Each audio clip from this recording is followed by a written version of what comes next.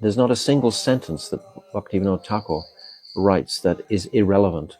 Everything is creating such a picture of pure devotion for our journey, our progress. I'm not in a hurry to read through this Jaiva Dharma. Our intention is not just to race through it and say, yes, I've studied Jaiva Dharma or something like that.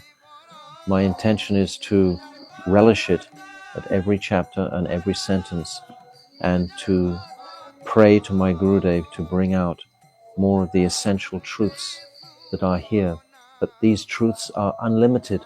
They can go on for it. We could just turn around right now and start from page 1 of chapter 1 and read again, and we'd get a newer, fresher appreciation and realization. Just like the Bhagavatam and just like the Chaitanya Charitamrita.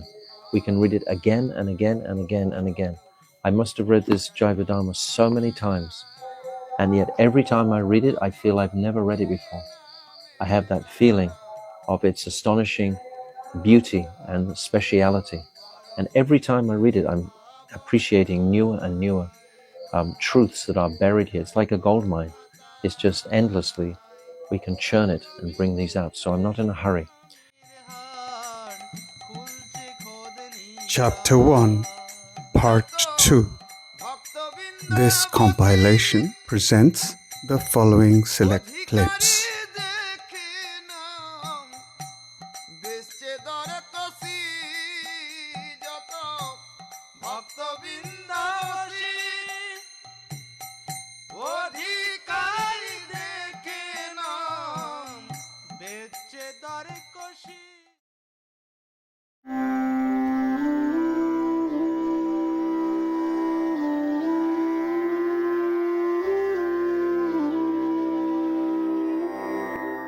The situation is that Sannyasi Thakur, he's connected fully with Premdas Babaji, and Premdas Babaji has embraced him. And with that embrace, he felt horripilation and his hairs rising, and he had never experienced such indescribable bliss as to be embraced by a pure Vaishnava. So Sannyasi Thakur is also, I was explaining yesterday, representing like Shukadev, in the same sense that Shukadev came from a Brahmavad condition to embracing the precepts of his noble father Vyasadeva, and Sannyasi Thakur is coming in the same mood that he's come from a Brahmavad place, a Brahmagyan sannyasi, Paramahamsa sannyasi. And we also, or perhaps we're coming more from a Mayavad place. You know, perhaps we didn't know what to believe in. But still, we can associate, in a sense, ourselves with Sannyasi Thakur in coming into this. Bhaktivedanta Thakur is writing it from this perspective to give the conditioned soul a mood of the astonishment as we make progress in this path.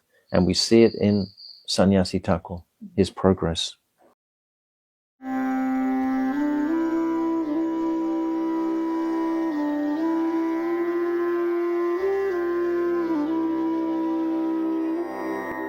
In every instance, Bhaktivedanta Thakur is exemplifying the deep humility of Premdas Babaji from the very beginning. He's giving us a picture. How is the condition of consciousness in an Uttam Bhakta? Premdas Babaji is on that platform. Without this type of association, without this type of vision and appreciation, how will we have hope for our future practices, etc., without understanding the speciality of these personalities?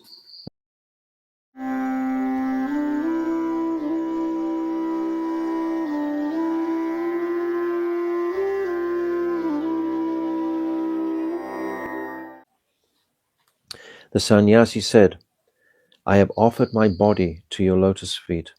Why do you speak of a few days only? My anxious prayer is that I may serve you until I give up this body. In other words, life and death, die to live.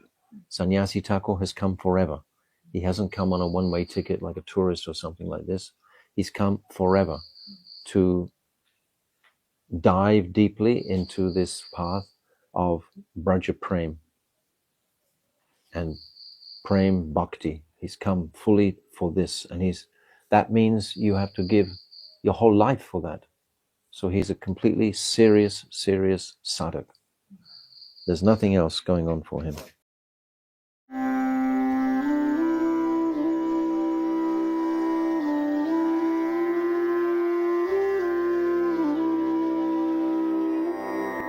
Deva Palli is another name for Nrsimha Palli, exactly the same place. Previously, because now, if you look at the map, it seems that Nrsimha Palli is in Dweep, but actually it's not, it's in Simantadweep. Simantadweep starts on the other side of the river, on the other side of the Saraswati. You cross over Mayapur, and then that Simantadweep goes to where the Chankazi is, but then it actually comes right around the back. That whole island of Simantadweep previously came right around. And Devapalli or Nrsimha Palli was there within the island of Simantadweep. It wasn't in the island of Koladweep, but because the river is changing, now it appears that Nrsimha Palli is in Dweep, but actually, originally it wasn't. It was in Simantadweep, because you can see the old map. It goes right around.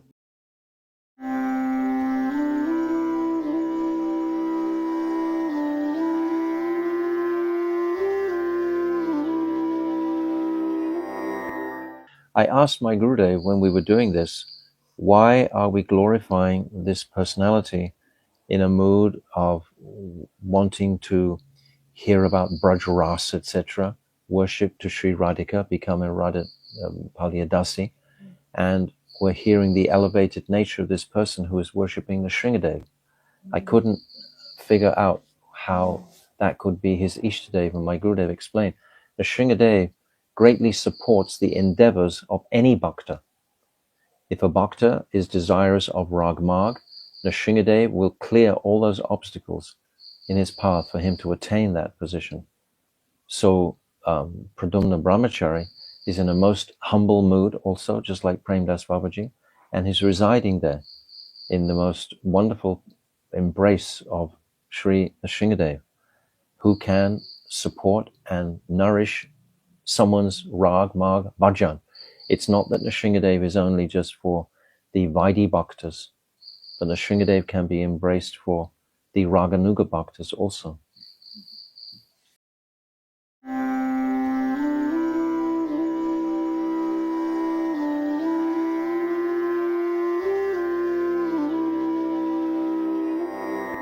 Thakur knows how to behave. He knows how to honor. He knows how to acquire the mercy of the senior devotees. It's very, very important. My Gurudev would spend a lot of time coaching us, schooling us on etiquette. He would tell us, like when we used to sit in front of him, why are the juniors sitting so close?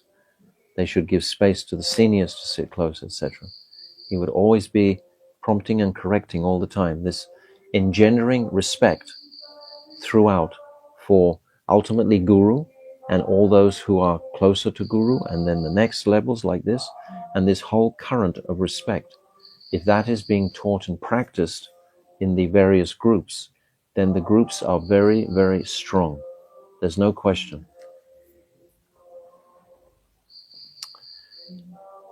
Sannyasi Thakur had no previous experience of the reciprocal behavior between Vaishnavas.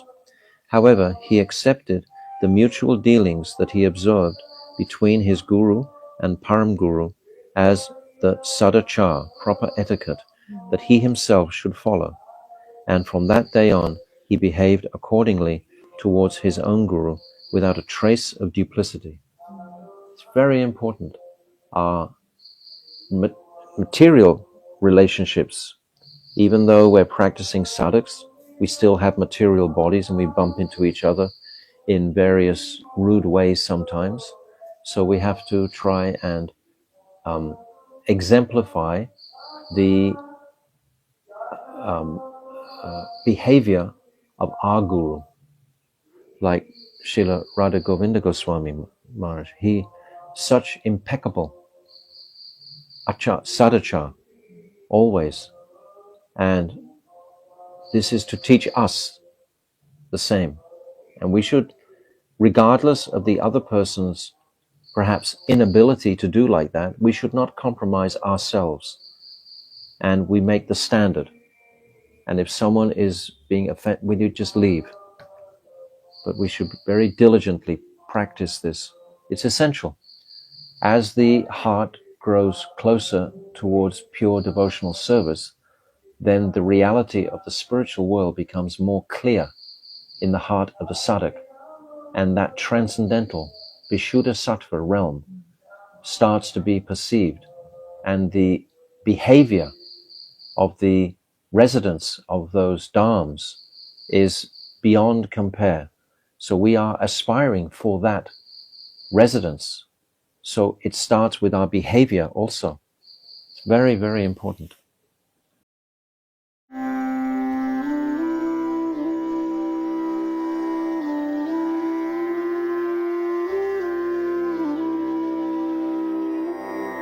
By this time, the sannyasi had adopted all the ways of a Vaishnava except for his outer dress. During his previous training, Sannyasi Thakur had developed qualities such as full control over his mind and senses, and had become firmly established in the conception of the non-dual, all-pervading absolute Brahmanishta. In addition, he had now acquired staunch faith in the transcendental pastimes of Parabrahm Sri Krishna, and had become deeply humble. This is remarkable. It's only just been a few days, but because he was such a sincere personality, as will be revealed in the next chapters, there's many chapters, many examples to reveal the elevated stage of this personality that Bhaktivedanta Thakur is portraying. But we see because this personality will have had good sanskar, he will have had good impressions, and he's practiced controlling his senses, which is essential for the sadhak to make progress. The cause of any sort of disturbance generally comes from our lack of being able to control our material senses. They have to be controlled. We have to make an effort, just like a yogi. We are bhakti yogis. So we need to control the mind very much indeed. Bhagavad Gita. Yehi samsparsaja bhoga dukkha yoni evitai. So many verses are saying in Bhagavad Gita.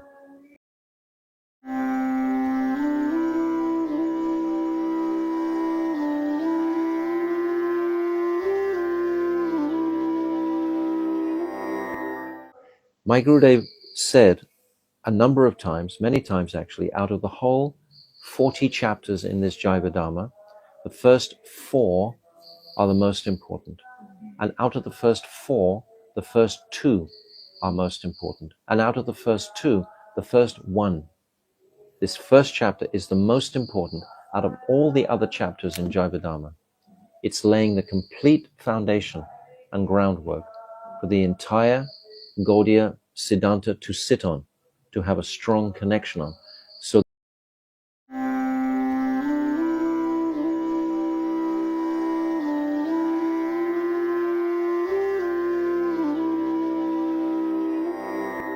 Nishanta Lila, we immediately appreciate, it's just after Ratri Lila.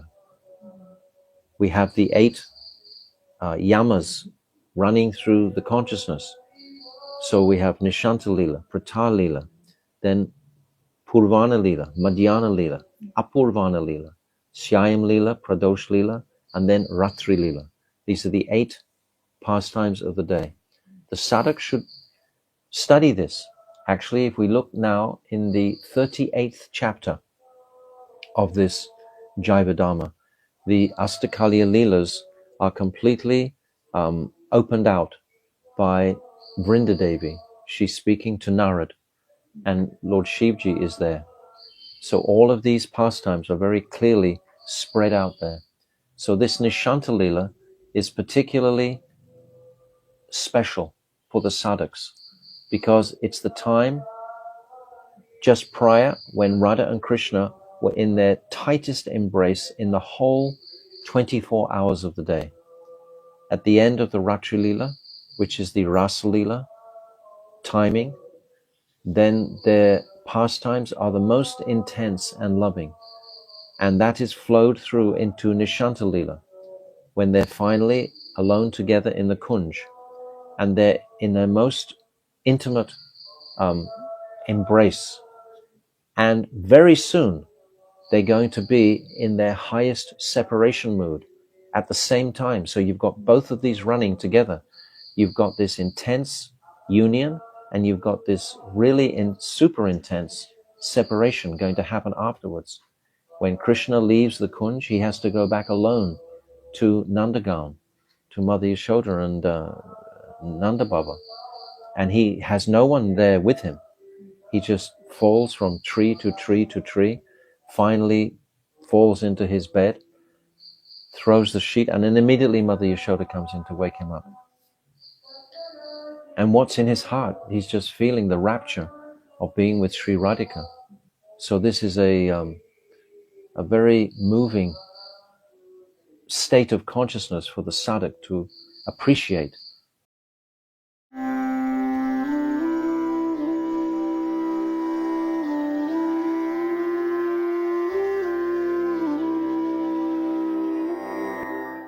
Why we rise during this Brahma Muhurta hour. Lord Brahma is so generous in his creation that he's given us this short window, this mode of goodness, Brahma Muhurta hour, from 3:30, 4 o'clock practically until 6, or 3:36 until 4 something, till 5, it's till 6 o'clock. Yeah, 5:30, approximately like that. So only those hours in the whole day is the mode of goodness present. As soon as those hours finish, the mode of passion kicks in. Everyone goes to work, industry begins, etc. Then in the afternoon, everyone goes to sleep, it's tamagun. And then in the evening time, passion again. And then again, sleep, tamagun comes. So these are the only couple of hours in the day, the most clear hours in the whole atmosphere, when the sadhak can really chant and really attempt to dive into contemplation and concentration on these ecstatic transcendental pastimes of the Lord. So Lord Brahma has made this particular time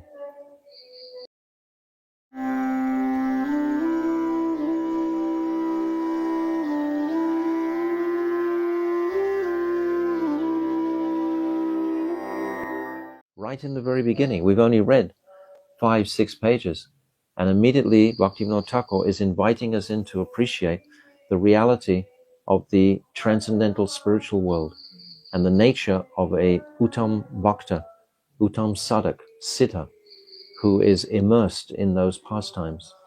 Kakati is that monkey that has to call out. And later on, this monkey, what's the monkey going to call out? Jyotila's coming, Jyotila's coming. But what does Jyotila mean? Jyotila also means dawn. So the dawn is coming, but Radha and Krishna don't think that. They just think the old cranky lady, Jyotila, is coming to catch them together, because this is part of the duality that we just described in the spiritual world, to create the intensity of union. It's all to create the intensity. Everything is there to facilitate Radha and Krishna's meeting and happiness, everything that's happening in Braj. So all of these apparent personalities like Jyotila and Kotila, they're so much necessary for this Lila to transpire.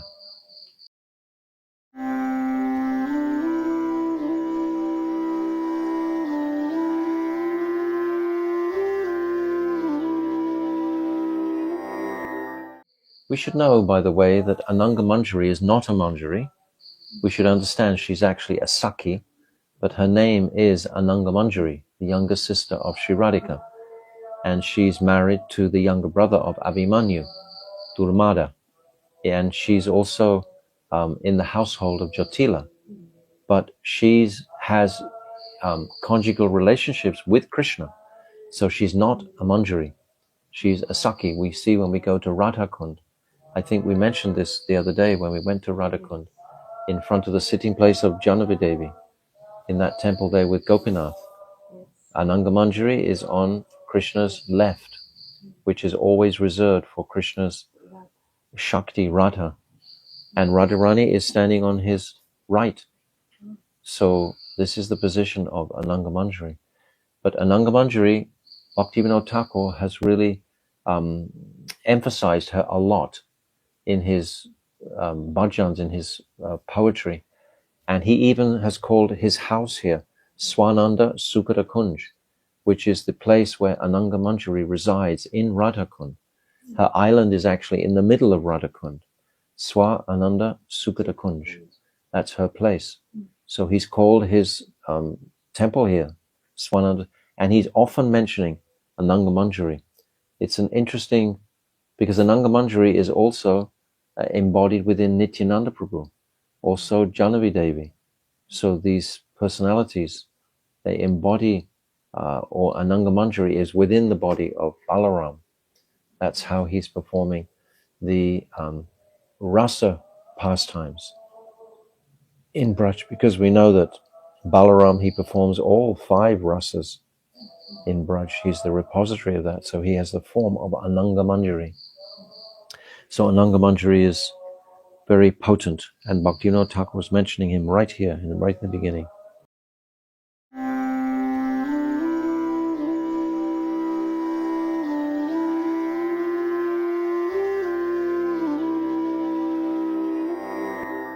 When the soul realizes his transcendental identity, automatically at that time, his seva, etc., all the Ekadash Bhavs are naturally going to be revealed to him very clearly. There doesn't have to be any separate endeavor, questioning, or anything like that.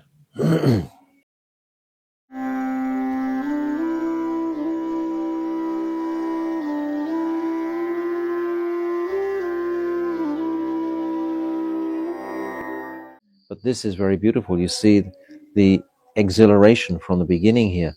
The sannyasi Thakur, he's contemplating his own condition, and then he's having this experience with Prem Das Babaji in his samadhi, and then he's hearing about Lalita and Ananga, and then he's being given his Siddha Sarup, he's being given his spiritual identity as Raman Manjari. And then Bhaktivinoda Thakur concludes this little aspect with this incredible description of the environment around there.